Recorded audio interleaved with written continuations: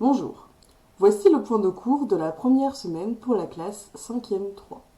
Nous avions vu la semaine dernière, dans le chapitre 7, l'addition de deux nombres relatifs. Aujourd'hui, nous allons nous intéresser à la soustraction de deux nombres relatifs. Vous allez donc pouvoir, dans votre cahier de leçons, copier le cours suivant.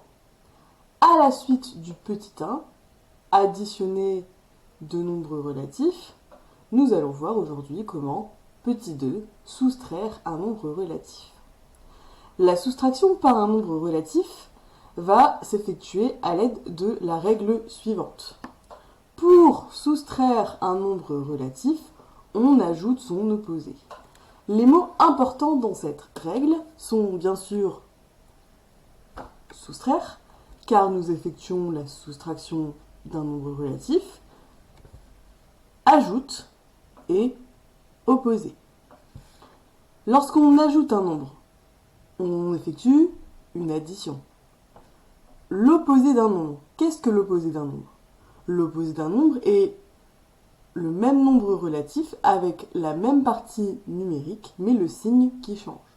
Par exemple, plus 1 a pour opposé moins 1. Moins 7 a pour opposé plus 7.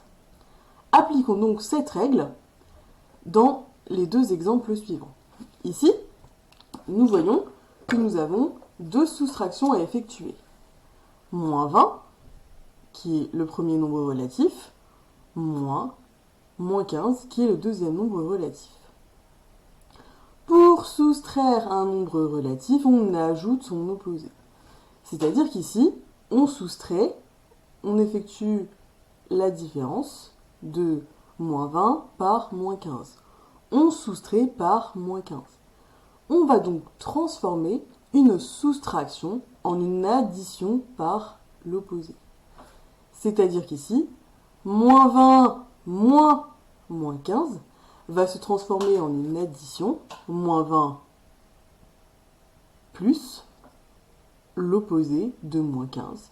L'opposé de moins 15 est le nombre ayant la même partie numérique, 15, et le signe contraire. Donc ici, l'opposé de moins 15 est le chiffre plus 15. Effectuer donc l'opération moins 20 moins 15 revient à calculer moins 20 plus 15. Pour effectuer et calculer le résultat de cette opération, on utilise les règles de l'addition.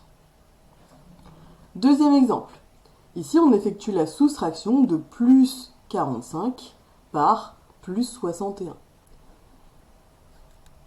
Soustraire par plus 61 revient à ajouter par l'opposé.